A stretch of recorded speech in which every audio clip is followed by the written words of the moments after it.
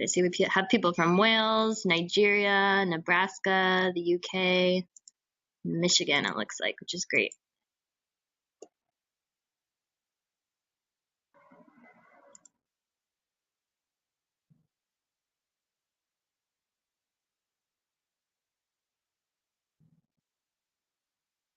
And again, if you do have questions that you would like submitted to Rob, you can feel free to go ahead and put those in the chat box if you haven't already submitted them to the discussion forum.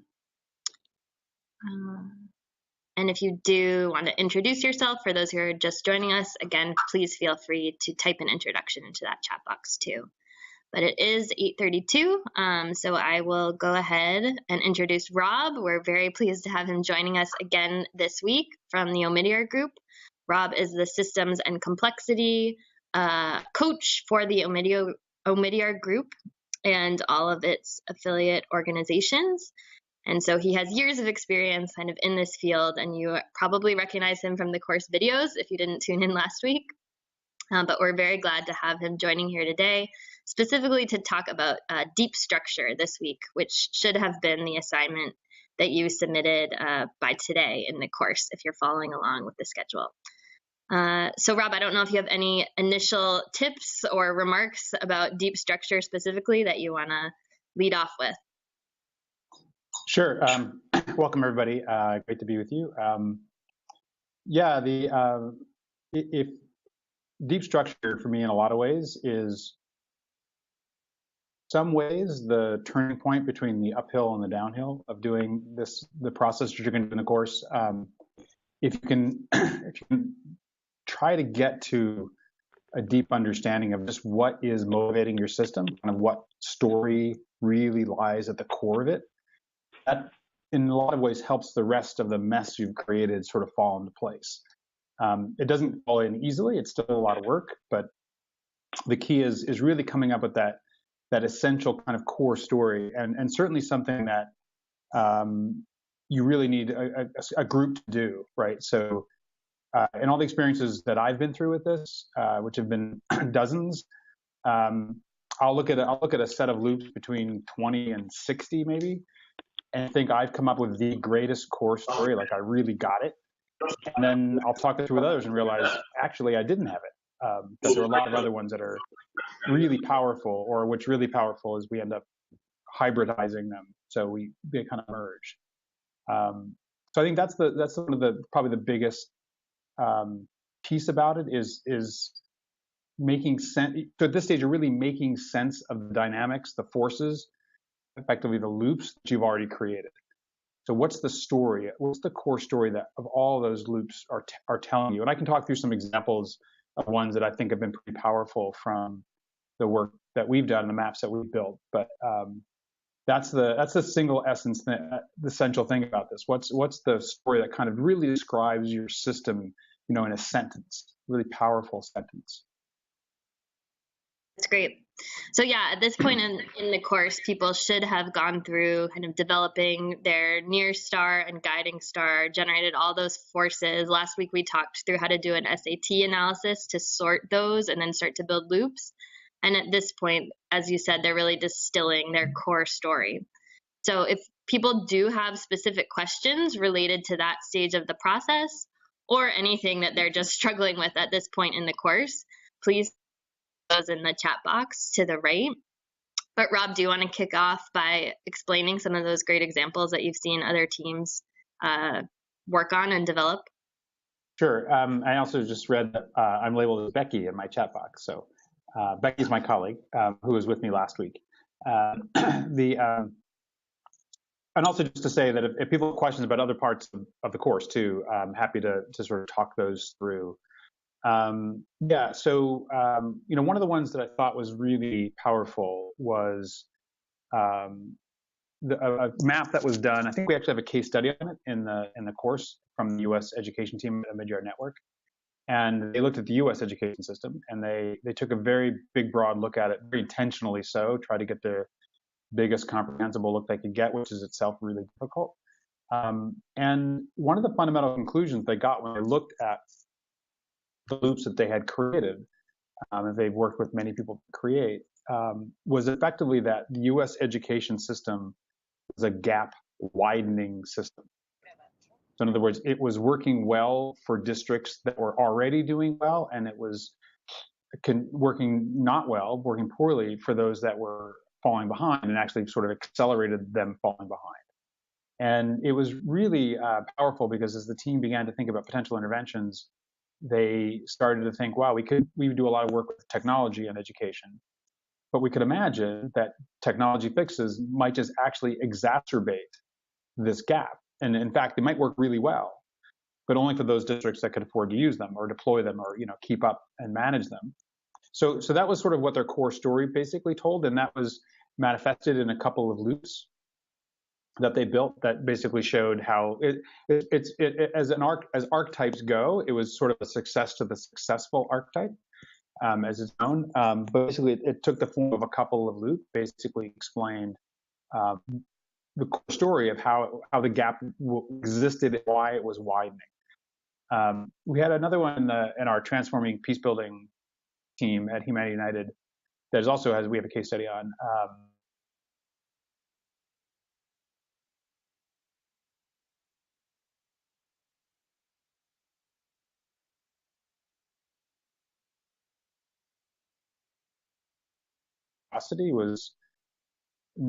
Was self-defeating basically, and that the international, and they were part of their core story, which was the international system is just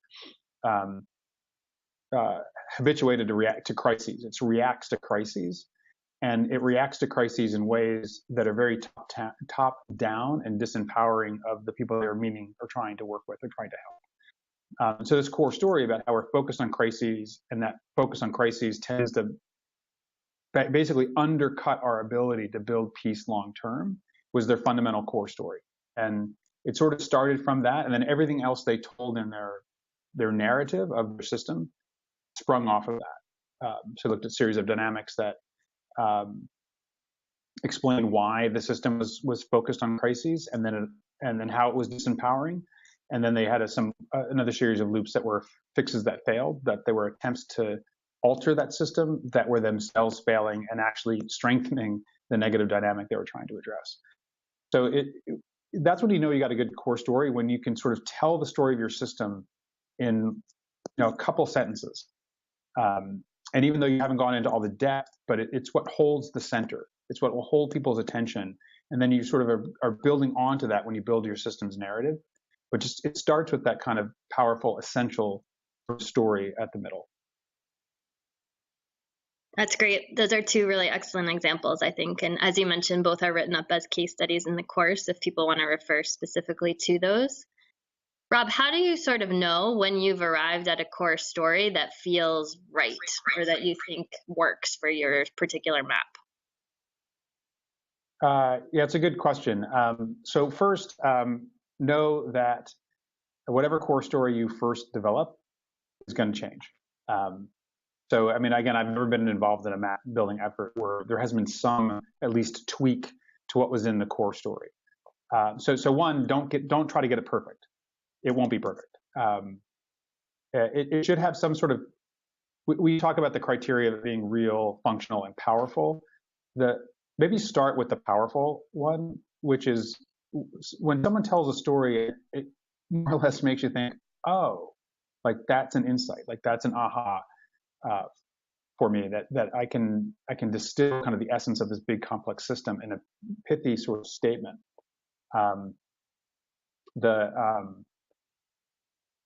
With the financial inclusion map that we did with the Mid-Year Network, it was a really sort of aha moment for them when they basically said the core story was how the system was undermining household financial security, which is really what they were trying to aid. So even the system that was consciously trying to improve the levels of household financial income, security rather, was actually undermining it. And it was that sort of, oh my gosh, like if that's what we're doing, we really have to sort of step back and try to find a different way to come at this. So I think one is it's that powerful part. I think The next check is real. So if it's a fantasy, or if it's really not related at all to the analysis that you've done, then it's probably not grounded in reality enough to really serve as a good core story. It's going to get picked apart as soon as you start talking to other people about it. And then the functional one is sort of the last criteria I would apply. So if you actually literally put it at the center, like on a big tabletop or on a whiteboard or something, and you started to actually group the loops you've created around it, does it provide a functional way of organizing the rest of your map? Part of coming up with the core story is to group the loops you've already created into themes, and those more or less become the regions of your map. And if in somewhat from a functional perspective, you could see those regions being oriented around whatever deep structure it is that you create. So there are probably going to be some core factors in there. So one thing we ask people to look for is factors in their maps that appear over and over and over again. Chances are, if something's appearing over and over and over again, just from a functional standpoint, you need to put it toward the middle of your map so that it can be accessed by lots of points. If it's out on the edge somewhere, right, it's going to be a really visibly hard to process map. So just functionally, you can tell things that happen over and over again kind of migrate to the middle. So I would take those criteria from powerful, real. This shouldn't be a big. It either is or it isn't. Like it either resonates or doesn't resonate with what you've analyzed. And then third is functional, like when you actually sort of play around with what's going to work in the map. That's great. So you should be checking your deep structure to make sure it feels powerful, real, and what was the last one? Functional. So it actually can serve as the functional in the sense of building it allows you to build a map around it. Got it. And has the way of anchoring the loops to something common, but also maybe facilitates the connection of the regions of your map to each other. Got it. Very helpful. Great. We've had 3 really excellent questions come in. So the first one is from Natalia. She says, we're in the process of forming loops and finding clusters, but finding it overwhelming as our topic is quite large. We are struggling with attaching those loops and finding the core story. So any tips on where she should go next? Yeah, I mean, so if you're struggling, I think the big thing for me is give it time. One, which I know we don't have a lot of in the pace of the course. It seems like maybe too much effort, but literally spreading out the loops you've created on a large surface or tape them up on a wall or something, I think really helps because as you sort of walk down, I mean, it usually takes a good bit of time to actually come up with this, but as you start to observe it and you start to notice things, it starts to like hypotheses about what's real and clear. So I would say the other thing about it is you've got to kind of clear your mind. Sometimes when I look for the story that I expect to see, I find that's really the less effective way to do it. If you sort of, do the best job you can of kind of cleansing all the loops that have been in your head, right, that you're very, very conscious of, but kind of put those to the side so that you can just look at it anew, like look at what you've created anew, just as you like maybe looked at all the enablers or all the inhibitors and then tried to group them. You're doing the same thing with the loops. The other thing is, I would say, sometimes you have to adjust your level of zoom. So a lot of times teams struggle because usually they've zoomed too far in, and they've got too much detail in the loops that they've created. So it's sort of really expansive. What you probably need to do from that is really step back and say, almost like as if you were squinting to see what the common bits are. So literally I've gone around with a pad and paper and just noted how many times different factors, individual factors, let's say, appeared, or different causal connections or similar loops appeared. Sometimes you really just have to sort of step back and look with fresh eyes at what you've created, but see it all, as opposed to getting focused on 1 or 2 loops that may be the most captivating for you. But it really helps to sort of step back. That's very helpful. Yeah, and Natalia says that her team specifically is working on the peace process in Colombia. So I'm sure that's a topic Rob knows lots about. Is kind of peace It's and funny. diplomacy. We was just with a group this weekend working on that. We didn't get to deep structure, unfortunately. Or I could have suggested what they came up with, but yeah. So that's that's one where I think I'm guessing that you've got lots of complexity, having been familiar with that process for many years. But yeah, where I think what you really have to do is start to step back and let go. Especially when we're dealing with an issue that's very personal to us that we've lived through, it's hard to let go of particular stories or particular dynamics. But it's going to be really hard to find a deep structure unless you do that. Very helpful. And just as a reminder, if you're just joining, please mute your microphone just so we don't get background noise. You're welcome to chime in and follow up to your question. Patricia is asking, she can find several cause linear chains for different themes, but is struggling to close them into loops. Any tips or recommendations for that? Yeah, I mean, this is a very common problem or issue where we see, oftentimes we see linear causal factors. This A leads to B leads to C. The discipline is really forcing yourself to again step back and say, take one at a time. Like take one key factor at a time and ask, what does that impact? So if you've done the upstream downstream, that's sort of what we're trying to get at with that, is to say, in some ways, an upstream downstream is three factors. Something you've identified in the upstream connects to your theme, and then that theme connects to something in the downstream. So sometimes it's just picking those three.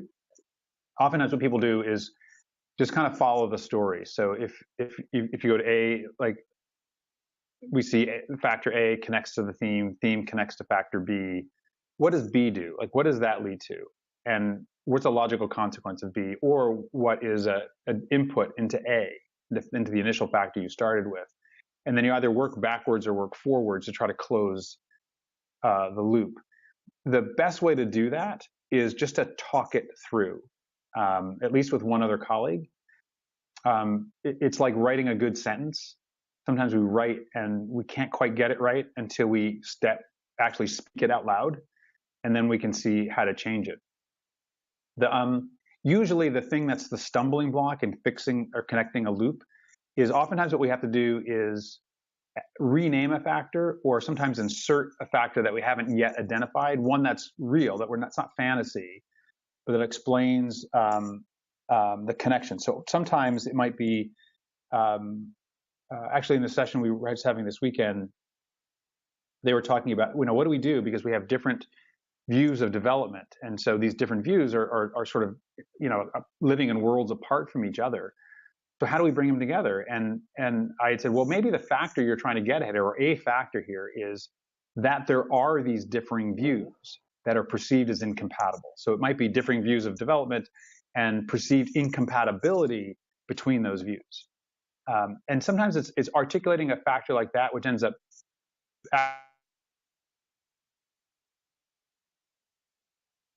struggling with, and putting it into a loop, or putting it into as a factor in a loop. Like it might be an entire loop, or it might be a factor in another loop. So that's another one to do, is name the difficulty you're confronting, because that might actually be a factor or an entire loop that you end up building. Great, very helpful. Martinique has an interesting question. In her team, they found it easy to construct vicious loops, but not other types of loops. Why could that be? You're a human being like most other people who do this. So that tends to be the experience of most people in this. So there's two issues I think that you confront. One is between vicious and virtuous. So sometimes what you need to do is, it's fine to have a vicious loops, because again, if they're there, it's probably what's most real for you, most present for you. The other question to ask, though, is to say, look, if a system were only made up of vicious loops, it would self-destruct. Like it would be completely unstable and sort of melt into the core of the earth, basically. so there have to be some issues, there have to be some counterbalancing dynamics in the system, either virtuous or stabilizing, that are keeping it from getting worse or actually counterbalancing the vicious. So if you go back to this is the reason why we do enablers and inhibitors, right? People gravitate more to the inhibitor side than the enabler side, but you have to ask what allows it to what enables the positive thing you want to see happen. So in Colombia, for example, I'm sorry I've got Colombia on the mind since we talked about it already, and I was dealing with it so recently. You could say what forces drive violence in Colombia or that frustrate peace processes in Colombia, as opposed to saying what forces inhibit or enable peace in Colombia. So there are things in Colombia that do actually contribute to sort of societal or community resilience, that actually are examples of people coming together and building peace, even if it's on a limited scale. Of where there are things like economic development, other things that are happening, even if it's not peace, but an evidence of stability. So it's really forcing yourself to search for those stories. So it may take some concentrated effort, but to say, well, what's keeping the situation from getting worse? What are some positive things, even if they are the deviant situation, right? They're not the common story, but they do exist. Like, really important to do that. The other difficulty is reinforcing loops, which are virtuous or vicious. Reinforcing meaning they change the status quo either for the better or the worse. Are easier than what are called balancing loops, or in our case, we use the words stabilizing and stagnating. So it's oftentimes, so then you have to kind of force yourself a bit to think about loops or dynamics that are keeping the situation from getting worse. So can they spot examples where either violence has broken out or some other negative thing has happened? Could be a natural disaster, could be a health crisis, something where people snapped back, where they came together to deal with that crisis. Again, even if it doesn't mean they created a healthy community, at least they came together in times of crisis and were actually able to deal with that crisis. It's not an indicator that means the society is healthy by any chance, nor is it a prescription for what better would be, but it is an example of the community saving itself from getting worse. And so sometimes we just sort of devalue those because we want to see the ultimate goal exist. But the reality is that there are some partial good stories happening all over the place, either whether they're virtuous or stabilizing. And it really just forces us to focus on those. If you have a hard time thinking about it as a loop, focus again on the story. So what do people say? What do people say as to why their community is not falling apart? What do people say when they say, why do they still have even a bit of hope in a very hopeless situation? And sometimes it's just focusing on those stories is what will spark. You'll eventually get a loop out of that. That's very helpful. So I think to summarize, you said people are often looking kind of at the inhibitors or for the vicious loops first, but generally in every system, there's going to be some kind of counterbalancing factor that's either stabilizing it or some partial good story. So people should think of it in terms of the stories people are telling about the system and not always just trying to focus exclusively on those vicious loops. That's very helpful. Right. Sego and Lori had a similar question, which is that at this point, they're grouping themes, developing loops. They're finding some of them might be connected in small ways, but they're having a hard time fitting some of the loops into the flow of the broader story. Should they keep these at this point, or do they force them, or do they leave them out? So all the folks that I work with, partially because the loops sometimes become like their kids and they have a hard time sort of like letting them go. So they'll end up, I'm one of those people. So I tend to, even if I've got a loop that really seems like an outlier, like there's not a lot of, I'm really reluctant to kind of dump it completely. So if I'm working in Kumu, for example, they'll end up sort of migrating off to like one of the corners of my workspace. So I have the security of not losing them, but I'm not complicating my task by trying to artificially fit something in that's really not fitting.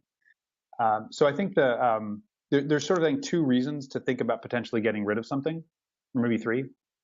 One is, the simplest one is, there might be a couple of loops that are different, but the difference might be like one factor. And it may not, in the big picture of the whole map, the difference between those two stories might not actually be enough to include the additional complexity, right? So there may be some things that you can subsume or meld into other things. Sometimes it takes the form of actually taking a fact, like smushing two factors that are similar together, and that act in the same way in the system or in a loop. And that's a way of combining a couple of. So one way is to combine them, to sort of synthesize them. The other difficulty you'll have with them sometimes is just visually, like it's an important loop, but visually putting it into the map ends up adding a lot of busyness, like lines, arrows crossing other arrows or loop or factors or something. And that's another one. You have to kind of, that's a hard one. You have to ask the question of, yes, I think this is important. I think it's useful, but it's adding much more visual complexity.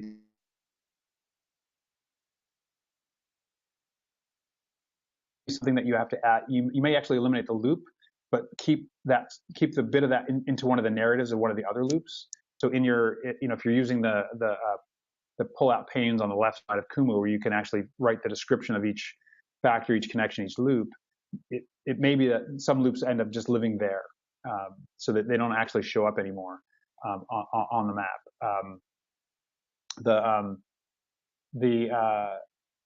The last thing is to think about, do you want to actually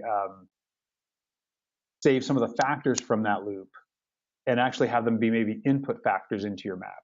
They're not part of loops because you haven't been able to fit them in, but you think this factor is something you can't ignore, but that you're basically going to say this factor is going to live like on the edges of the map, so it's going to influence the system. A lot of times people show that literally as a factor at the top or the bottom of the screen, just saying that this is something that's affecting the overall system, but we're treating it as outside of our system directly, but it needs to show up. So like in the financial inclusion map that I talked about, growing levels of inequality, of income inequality, didn't really show up in the map, but they felt like they can't not say that they were paying attention to this because it's a very important sort of contextual or environmental factor. So they just left it very prominently, but on the edge of the system, and saying, what we're dealing with is assuming that household income inequity rather is going to continue to be a problem, not one we're necessarily going to address in this system or in our engagement with the system, but that we think is going to be there. And we need to keep our eye on. Yep, very helpful. Gil from South Africa says they're focusing on an area of Cape Town that has largely been neglected. They found it hard to define factors and started out by including things like legacy of apartheid planning, but then redefined the factors to things like public sector performance. Should they try to stick to factors that they can actually do something about? No. So that one I feel pretty definitive about, because like at this point, don't make that.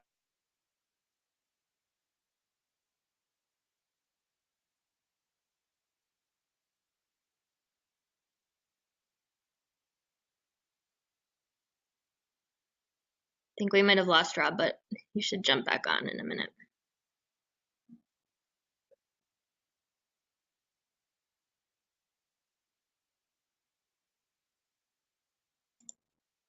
So that was in response to Gil's question about whether or not you should only include factors that you should do something about. And Rob was having a fairly definitive statement that you should not. You should include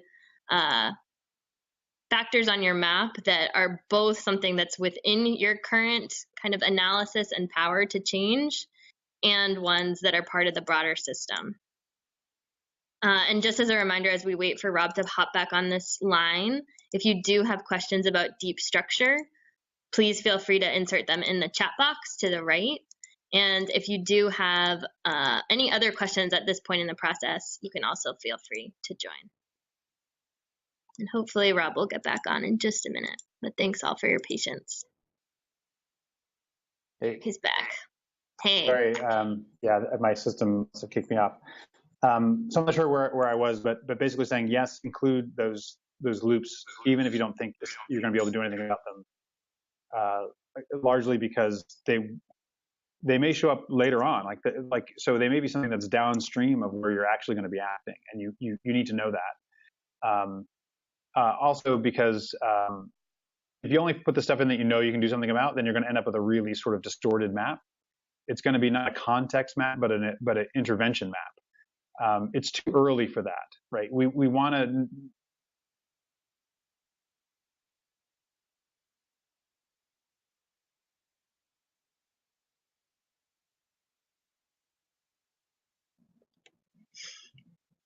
Looks like we might have lost Rob again. But Mark, I do see your question here about where is there a good summary of good practices for creating and managing system maps and causal loop diagrams. And I think for that question, I would point you to both the systems practice workbook and the case studies that are in the course. And if you're looking for more beyond that, I think we'll summarize some of the tips from this office hours and put those together for you too. Rob, did you have other things to add on that last question? No, just I'm not sure how much of it you got, but I think we got the gist. Like okay. Multiple factors in your map beyond just the ones that are in your direct control. Right. Cool. Fiona is elevating a question from the forums that she says, is it possible for 2 or more systems to have the same deep structure? Sure. You know, each map is going to be a bit different based on the question that you're at, the framing question that you're asking. So, for example, I've worked on 3 different maps that deal with the piece building system, if you will, generally. Each one has a different deep structure.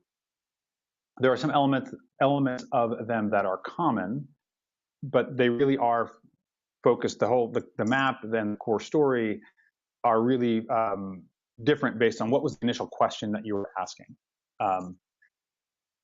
You can ask ones at different levels. So like the U.S. education one was really about U.S. education writ large. They could have asked about early childhood education. They could have asked about college graduation rates or something like that, right? Which would have a very different deep structure. But maps that arguably are in a similar context and asking a similar framing question could have the same deep structure. It just don't want to say that there is like the deep structure is something to be created, not discovered. And well, I know we say discover the deep structure, but I mean, it's not like there's one deep structure that exists for every system. They are still sort of creations. They're mental models that we create of how to understand a context. And so they'll differ based on the analysis we've done, the people who've done it, and sort of the question that we started with. Got it. That's helpful. Natalia, who's from the team working on the Columbia Peace Process, is asking, is the deep structure the most powerful story we can find to explain the system? Yeah, I mean, I think it is. I mean, I think it's the way that I think about the core story or the deep structure is, and they're not similar, but they are synonymous in the sense that your core story is something that's usually based on the deep structure. I think of it often about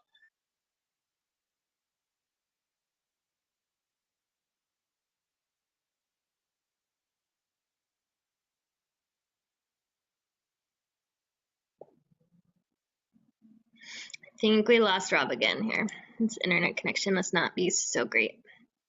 But if you do have any outstanding questions, we have about 25 minutes left, so please feel free to insert those into those chat box if we haven't gotten to them. I see that we do have a question from Natalia that we're still going to answer once Rob rejoins us. But if anyone else has other additional questions, either about the deep structure at this point, or if you are stuck on earlier stages in the course, you can feel free to ask about earlier stages too.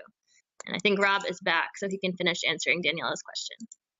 Hey, sorry, I'm literally moving around the office that I'm in right now, try to get a bit better connection. Yeah, so in terms of it being powerful, so I was saying that if you had a half an hour to answer the question of tell me the story of your system, what would what would you say? If you had 10 minutes, what would you say? If you had 5 minutes, what would you say? If you had 30 seconds, what would you say? And I think that's the way to think about it. So in a sense, it's not necessarily just like of all your loops, the one that's most powerful to you. It's really like a meta narrative of your loops, right? What's the story of the story? If each loop is a story, what's the story of the stories that you're trying to tell? Like with the gap widening one, I could basically say how all the loops in the system are shrinking it, but all the loops, all the stories I tell will key off of that core story. So I think that's what makes it really powerful, and it usually adds some sense of insight around the issue that is really helpful. It's not enough, like the core story is not enough to take action on, like knowing the core story is and say, oh, now I know what to do. But it's actually really insightful to understanding why we're stuck or why the system is where it is. That's what makes it powerful, is the ability to explain that. That's great. I think we've gotten through all the questions that have been submitted at this point, but if others do have questions, feel free to enter those in the chat box or chime in directly. One just came in. Sorry if this question has been asked before, but to what extent should the actors in the system understand the loop diagrams and narratives that underpin them? Or are these practices and tools only for the facilitators to understand? If so, what should the system's actors know and understand? Any tips? Yeah, I mean, that's a great question. It's probably a really long answer in the sense that it's a lot that depends on what you're doing. I think one of the most powerful interventions you can make in a system is actually to help people in the system understand their context as a complex system. So I think I've used it before perhaps, but maybe in the workbook about the story about the map of Congress that one of the Democracy Fund teams did, that when they showed it to people in Congress, a person in Congress said it freed them from blame. So it was about the dysfunction in Congress, but when they saw that, the person who was in the institution no longer felt they had to blame people on the other side. It actually made them step back from their own institution, from their own day-to-day, and reflect on why they're having the difficulties that they're having. And I think that was really helpful about the use of a map. And so I think the maps can exist just among the people that created them, or let's say the core team or the limited number of facilitators who worked on them. But generally, I think you can probably correlate the helpfulness of a map, the reality of a map relates directly to how many people were involved in creating it. So even if people outside that facilitator group either were just providing input, or you might have had one sit-down session with, getting the views of lots of people is really helpful. And so maps really are rich or richer. Got some collective intelligence behind them. And then also I think part of what helps with systems engagement is having other people see the map. So again, I was talked about this with different groups. I was talking about this weekend of how a good map is a little bit like a tuning fork, that when you bang the fork, that people who play various instruments can resonate with the pitch of the fork. It's similar with maps and interveners. So sometimes interveners don't have to work together, but if they basically say, oh, yes, I see that's a great way of understanding the whole context. I see where I'm fitting here, and I see how it relates to what you're doing over here. And maybe we should be communicating and sharing information of a particular kind, or even working together to some degree. But a map has been a great way in some of the teams that we've had, where other funders, for example, say, I see we could be funding over here. If you're going to fund here, we could be funding here. Or NGOs will say, if you're going to work there, we can be here. And so, again, I think in some ways, the more the merrier, both in creating the map and then also in engaging the system that's depicted by the map. So I would say that since you can, it's always better to get a map outside of the group that initially, immediately created it, outside of the core team that created it. That's great. Amelia, who is another member of the Columbia team, so this team is clearly working hard and encountering some challenges, is saying, in one of the subgroups working on loops in the first part of the task this week, we found it difficult to create pure loops. We found that everything is interconnected in a complex way. Is it necessary to try creating loops that are complete on their own, or is it okay to create building blocks with several interconnected loops at this stage? Good question, and I think lots of people run into the exact same issue. So I would say err on the side of creating separate loops.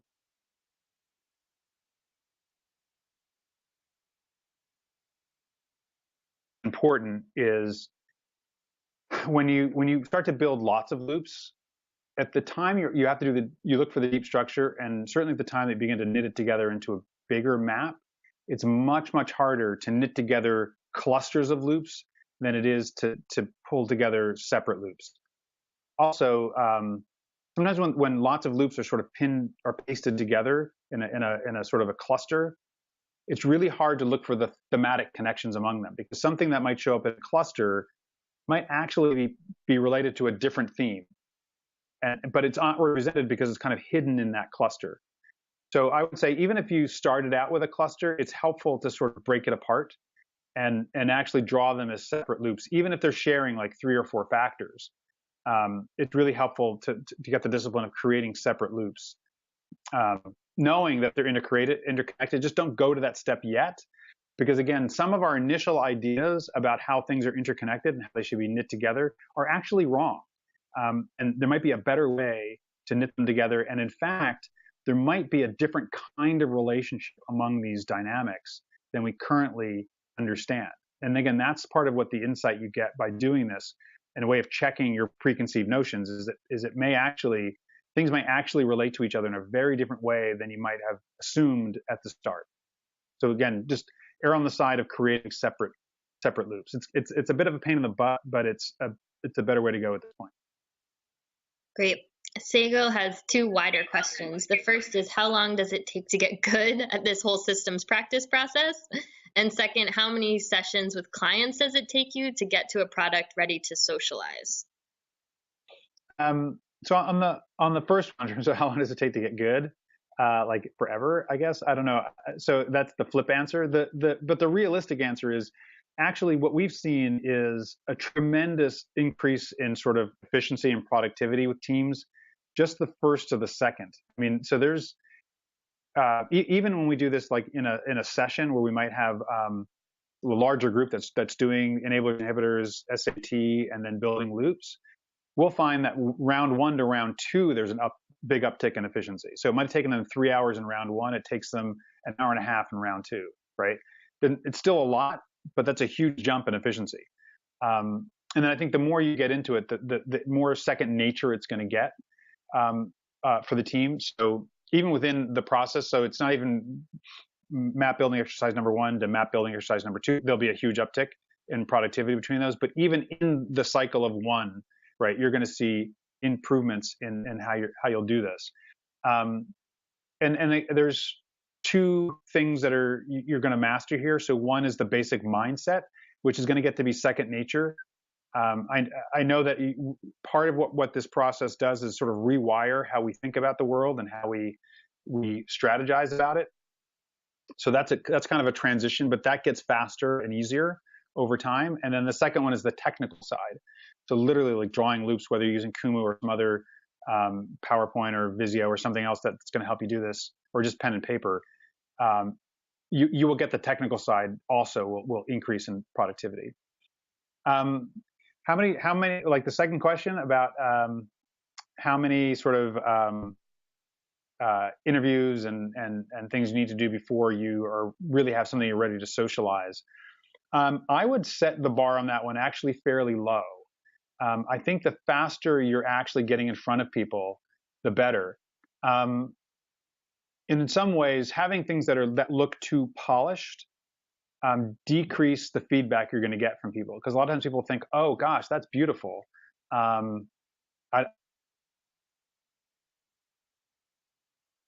It's important, all the thinking you've done. So if it looks too overbaked or too well done, sometimes people just don't want to actually inconvenience you or feel like they're creating problems by giving you feedback that might be really significant. but require some pretty deep rethinking.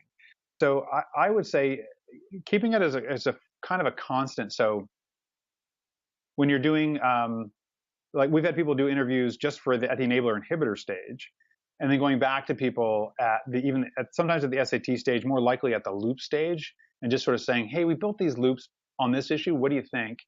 And then certainly at the deep structure or the initial map building phase, it's useful to go back to people. So I would say the teams that we've worked with would say the learning curve, the productivity curve went way up the more they socialized earlier in the process. So if you've got something that you can't, you don't yet have a kind of coherent story for, then I wouldn't socialize. Like I wouldn't go out. But if you had an initial pretty coherent story for how you would explain your deep structure or your even an initial map,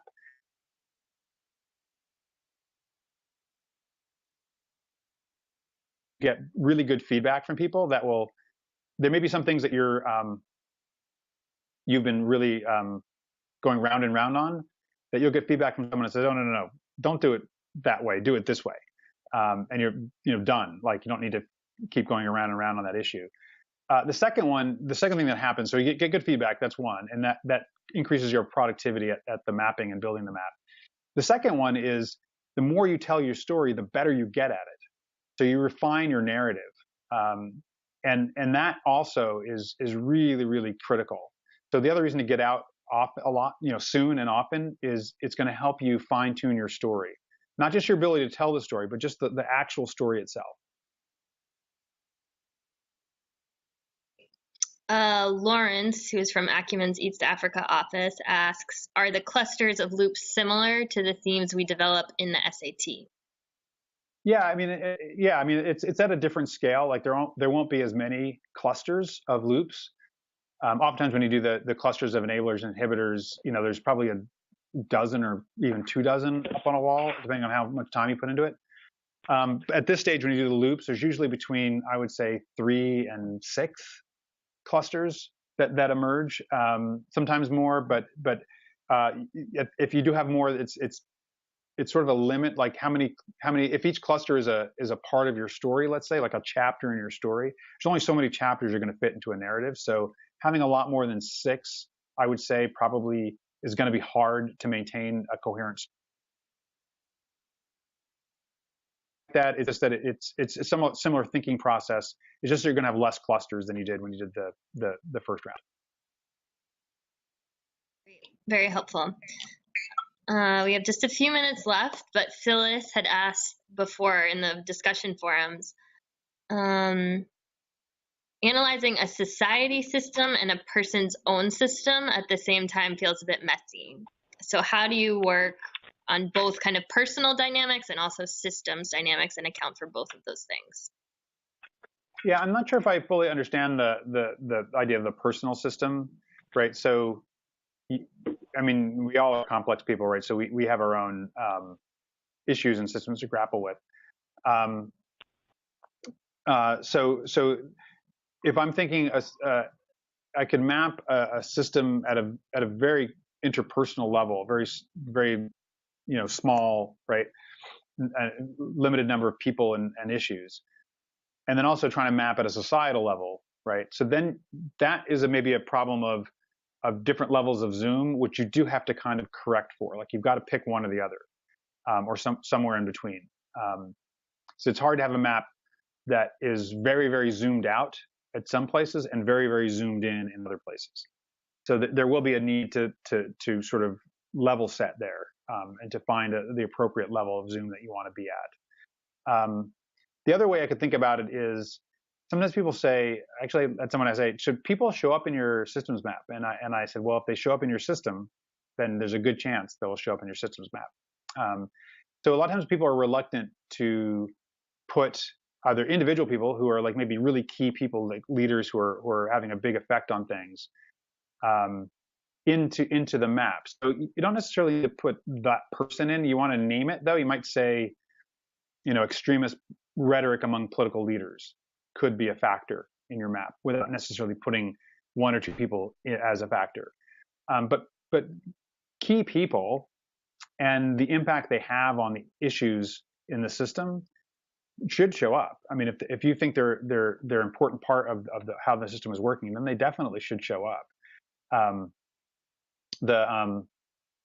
So I think that's the other way I can think about the sort of personal versus system issue, is make sure you're not pushing people out of your system, because we're in SAT terms, the people issues and key people tend to show up as transactional factors or in transactional factors.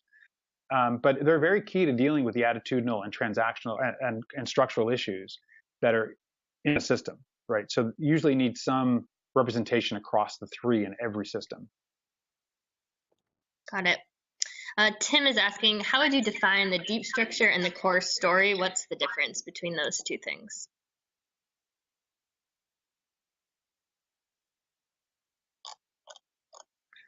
So, Amy, is that deep structure versus core story? Yep, exactly. Yeah. So in technical terms, the deep structure is literally the loop or loops that are at the center of your map, and so they have that structuring impact of them. And the core story is really the narrative you're telling. It is literally how we talk about that. So the gap widening system is a core story, if you will. The deep structure was the two loops that were at the center of their map.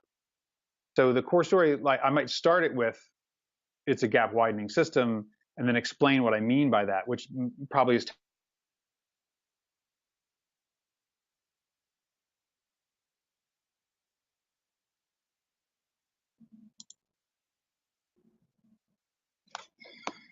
I think Rob dropped off again, but he should be rejoining shortly to finish answering Tim's question. In the meantime, I'm going to put a URL for a short survey. It takes about a minute to complete, just to get your feedback on this office hours session, so we know how to adjust for next time. I will remind you that we'll have our next office hours session will be on Monday at 9 a.m. Pacific time. And that will specifically focus on how to use Kumu, which is the systems mapping platform. So we will have Jeff, who is the CEO of Kumu, joining us for that session. So in between now and then, if you want to use a digital tool to create your systems map, we'd encourage you to create your free account, log into the platform, get started trying to build your loops and deep structure and map using Kumu. So then you can bring all of your questions to Jeff for that office hours session. Let's see if Rob can rejoin for the last few minutes. Yep, there he is back. Hi, sorry, I apologize. It's such a bad connection. Yeah, maybe it might be useful just to wrap up for a bit now, because I'm not sure how much longer this is going to hold up. Yep, I think our last question from Tim, if do you just want to, is there anything else you needed to say on the difference between deep structure and core story? No, I mean, just think that deep structure is the physical loops that are in the map, but the core story is critical to the narrative that you're telling about the map. And the maps really are as good, or are really only as good as the story you tell about them. The story is really the product of the map, and it starts with the core story. Great, very helpful. Well, thank you everyone for joining. We had lots of great and substantive questions to keep us busy today, which means you are all hard at work doing this challenging systems practice stage. Like I mentioned, we will have our next session with Jeff from Kumu next Monday at 9 a.m. Pacific. So do log into Kumu ahead of time, check out the platform, see if you have any questions, and you can bring them to Jeff. I will be sending out a link to join that session, along with a place you can submit questions in advance. But for now, thanks very much to Rob for joining us again to answer all these tough questions. And I've included a link to a short survey form about this office hour session that takes just a minute to complete in the chat box. So feel free to give us any follow-up questions or any feedback that you have there. But thanks again, Rob, for joining. Thank you. Take care, everybody. Good luck. Bye.